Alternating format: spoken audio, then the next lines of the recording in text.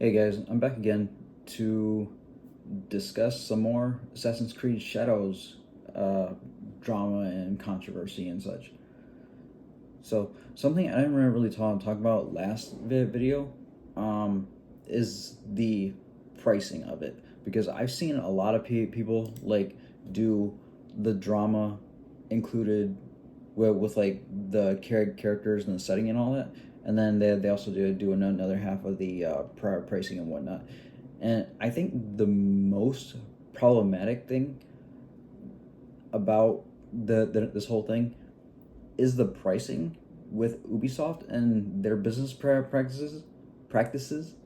Um, the one thing I can agree with most people on is Ubisoft's business practices, which have always been bad, but like I'm surprised people are still complaining about it, even though they've been doing this since I was looking up. I think like since probably Brotherhood.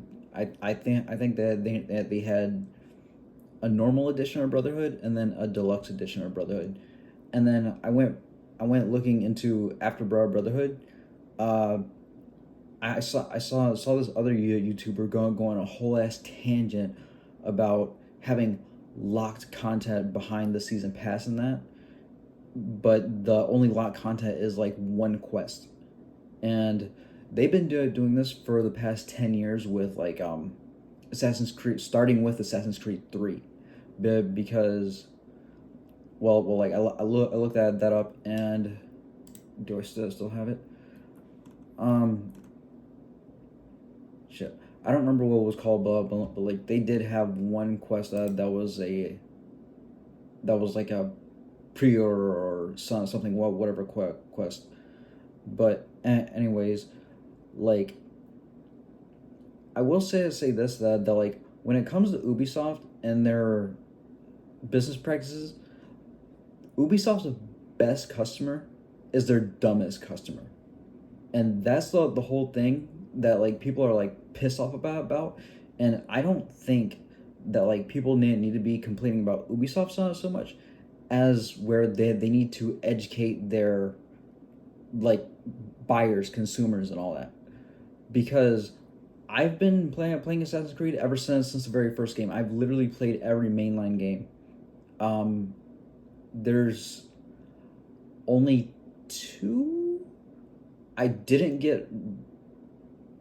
I didn't get what was it? Revelations, and I didn't get Rogue on day one. Those are only two games in the entire franchise I did not. Well, no, I didn't get Odyssey either. Okay, three games. Three games I didn't get on day one, but all like I eventually like I have the entire franchise. I realized at one point I had all of them on PSN, and then I end up buying every single game on PC. But like the thing is like since like I am an Assassin's Creed fan, and like I would go as far as saying as I like Ubisoft, I guess, to an extent. But with this whole issue of like the pricing and whatnot, this has been going on for a long time. So like it surprises me people like make a big deal out of it now, because with well like I think people are making a big deal out of it because of the whole Yasuke character, and now they're digging deeper into like Ubisoft business strategy, which is nothing new. It's nothing new. Like I have the list up here right now, and like essentially I believe with Origins, I think it started with Origins, where like they had a base, uh deluxe, and like ultimate editions. I don't remember if they did it with Syndicate or earlier, but like they typically always had a base and a gold edition. I believe ever since three, which it's been like about like 12 years since three came out. So they've been doing this for 12 years. And the whole thing is, again, like I said, Ubisoft's best customers are their dumbest customers, And what we need to do is like actually look at this, and like especially where with me, if you have experience with these games, you kind of get a feeling for what you want and don't need, because like you have these options of the standard, gold, and ultimate editions, and the thing is, with realistically, you only need the standard edition. You don't need the gold or ultimate edition. For first of all, the ultimate edition you absolutely do not need, because the only extra thing you get from it is the ultimate pack, in which you get like some skins and some skill points and like a photo filter. Like why are you paying, was it like $20 extra for skins? That's not needed. If you want to play the game for the game, you don't need that stuff for $20 extra dollars. The gold edition, there's a $40 jump, and again, in the past, it's like people see these prices where with the ultimate edition, it's $130 now, but before those editions were $120. Where were people complaining then? Why are people complaining about it now? It's basically the same thing. It's just everything has gotten pricier. So they see 130 and they're like, holy shit! No, this is nothing new. And then for the gold edition, the reasons you don't need that is because of season pass. Like that just depends on how much you like the game, and like the whole thing with me in the past where with Ubisoft in general is like those DLCs don't come out to like months later. And the thing is that like if you wait until those actually drop, the overall price of the base game and like the gold edition, pretty much all those, if you wait and you don't need all this stuff day one, everything will be cheaper by the time it comes out. And not only that, it's like sometimes you can get the base game, and even the season pass will be discounted. So as long as you wait, and like this, like you don't get the expansions day one, so why are you paying for it day one? It'll come out and there will be a discount for it later on. Like with Assassin's Creed Odyssey, the whole reason I didn't get that game is because I wasn't too keen on you basically playing as like a mercenary instead of an assassin, so it's like barely Assassin's Creed.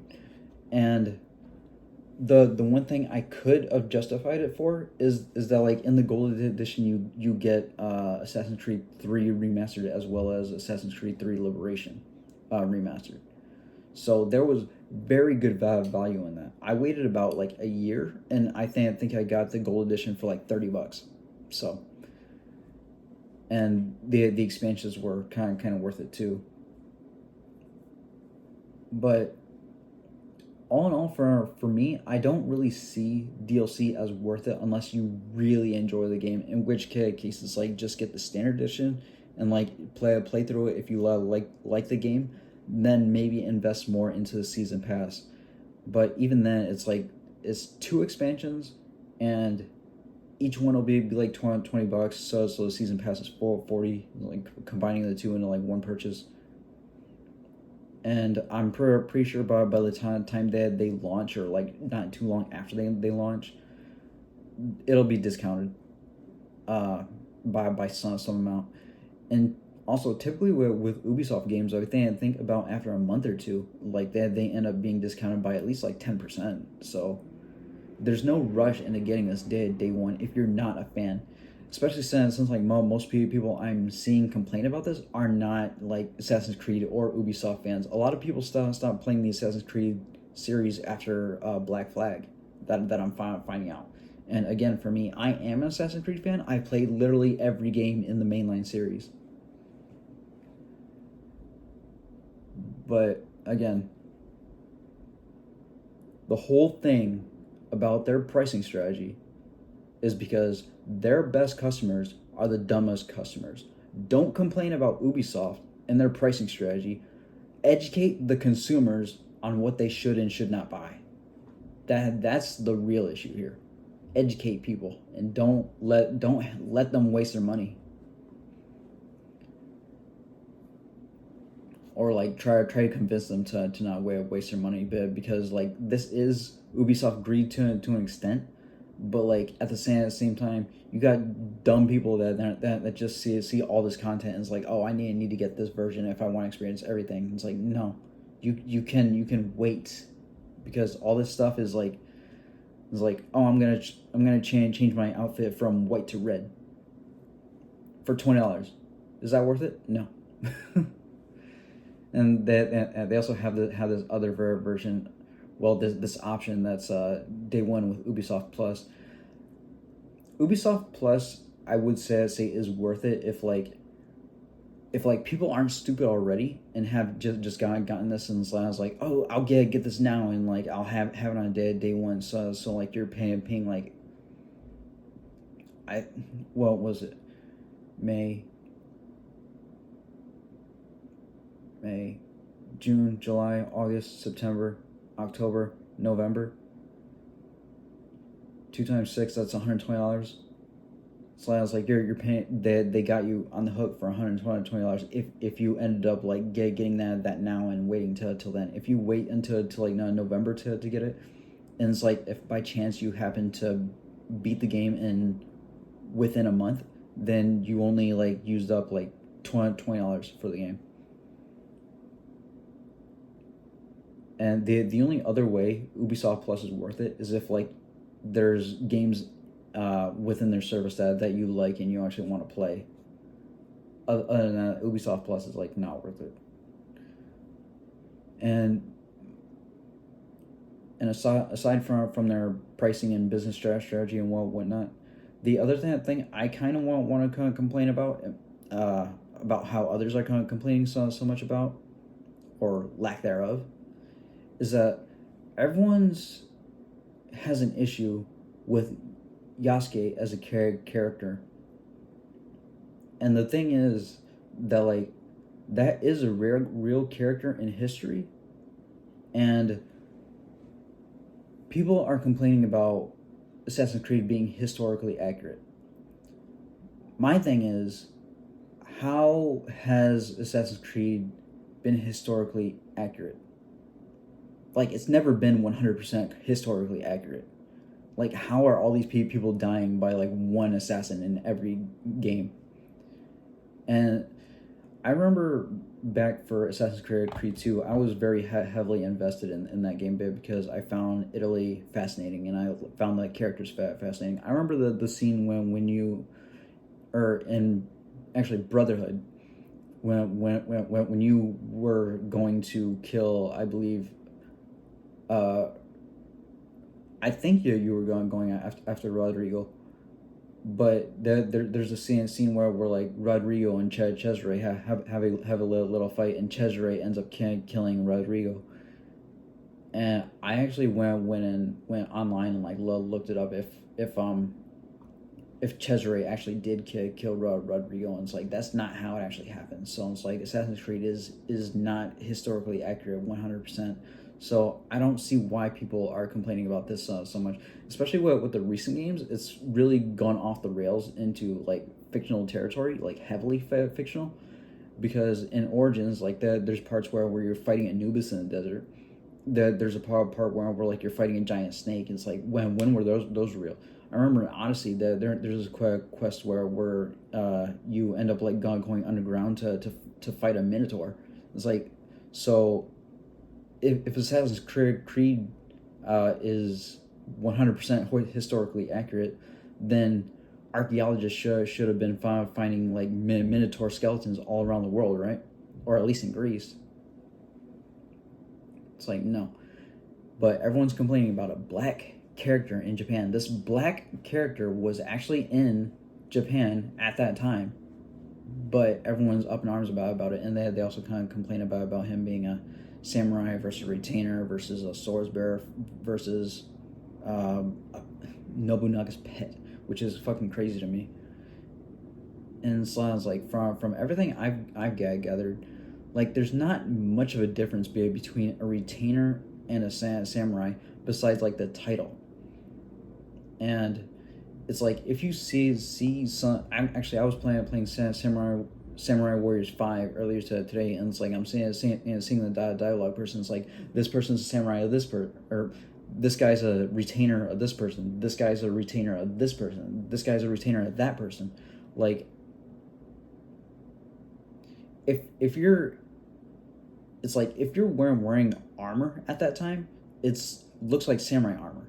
And if you're fighting and you're a warrior, then like to us, to the average person, it's like people are gonna automatically think you're a samurai. It's like being an actual samurai is basically just a title.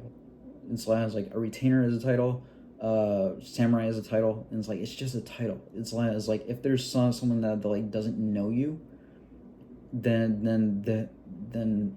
they're not gonna know the difference. It's like if you throw on a lot like a cop uniform and you sit in a cop car, people are automatically gonna think you're a cop, but you probably like haven't gone to school for it, or you're not an actual cop. It's like saying the same thing.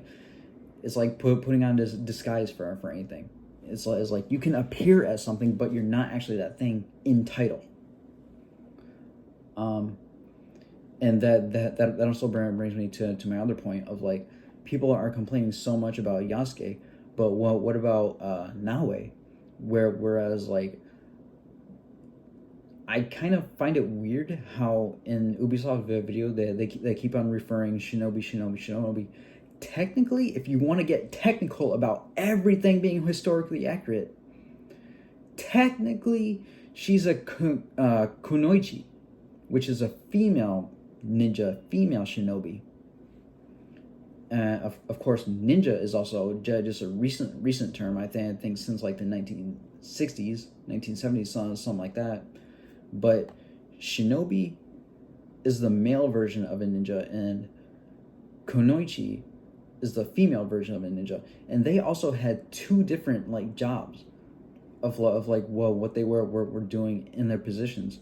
It's like the shinobi were actually killing people and like doing assassinations and whatnot, and like sure, kunoichi were also like assassinating and possibly assassinating people, but like they were doing it in like a very discreet way, in the sense of love, like where they could blend in with other people amongst their groups. But because back then people didn't like suspect women of like any evil doing, I guess. But like that they would mix in with people, and it's like that they would basically be spies doing recon, and like sometimes like pour poison drinks of like their target. So they weren't really like upfront and like direct with people like the actual shinobi are. So I'm surprised that the like people are just complaining about this one character when basically everything is wrong here. And also like with the trailer that they gave, it's just like an idea of like who you're playing as, the characters that'll be in it, the setting and whatnot. It doesn't really give you an idea of the actual game. It's like, imagine if like they just show you off things and the game come completely different. It's like one thing I kind of have an issue with is there was one person who was working on the original story plot for that, and like I think I actually mentioned this in the other video, but like if much of those plot points are still in this game, I kind of feel like that guy should be sued, because this game's not out yet. We've seen one trailer. We don't really know the story, the plot, anything. So it could go any type of way. I don't take the blame off of Ubisoft completely, but because I do believe to an extent that like choosing Yasuke and choosing a female ninja is like entertaining liberals or the left or whatever trying to appeal to this DEI thing. But I don't know. It's like in general everything is wrong, and like also you're just judging the whole game off of one trailer right now. Wait until the actual game comes out, or when they show off like more of the game, because I remember back in 2013 for the Order 1883. Apparently, a lot of people were under the impression that like it was gonna be a 4-player co-op game, and I never got that impression. Typically, when I see a CGI trailer, it's like it just gives you an idea of the characters and the setting. That's about it. It gives you no other information at all. But people won't want to have like all these assumptions and what they think the game is gonna be, and like when the game comes out and it's not that, then they're disappointed and they're all pissed off and giving the game 0 out of 10. It's like this game failed your expectations because you had high expectations off of nothing, off of a CGI trailer that doesn't show anything about the game. It just gives you characters and a setting. That's it.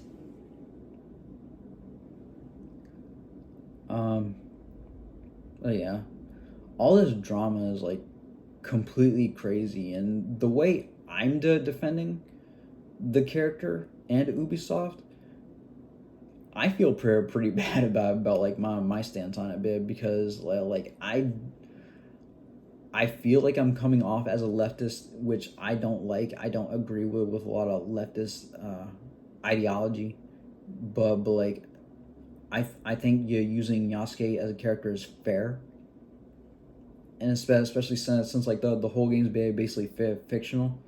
It's like it's not 100% accurate, so I don't think it matters all that much of like what characters that they use. It's like if it was 100% historically accurate, then like I believe that they'd probably just use like one Japanese male character as a samurai mixed with a shinobi, kind of like how Ghost of Tsushima does, where we're like you are a samurai, but you can also like move like a ninja or like a shinobi. Speaking of which, it sounds like Ghost of Tsushima isn't entirely 100% accurate, historically accurate either, because Kotu Khan, he's based off Kublai Khan, and in history, Kublai Khan didn't die in Japan like he did in Ghost of Tsushima. Kublai Khan died in China. So you want to talk about historical accuracy? Ghost of Tsushima doesn't fit that either. Yeah, everyone praises Ghost of Tsushima so much. Ghost of Tsushima is a great game. This could be a great game too, but you guys haven't given it a fair shot based off of one trailer.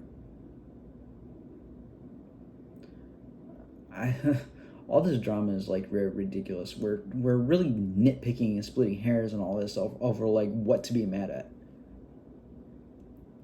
Don't be so pissed off at one trailer. You can be pissed off at Ubisoft for like some of their business practices. It's like, I'll give you that, but let's see how the game turns out at least before you're upset. All right, I guess that's it, and hopefully I don't have to make too many more videos or talk about this much, but like this drama is insane. I'll see you guys later.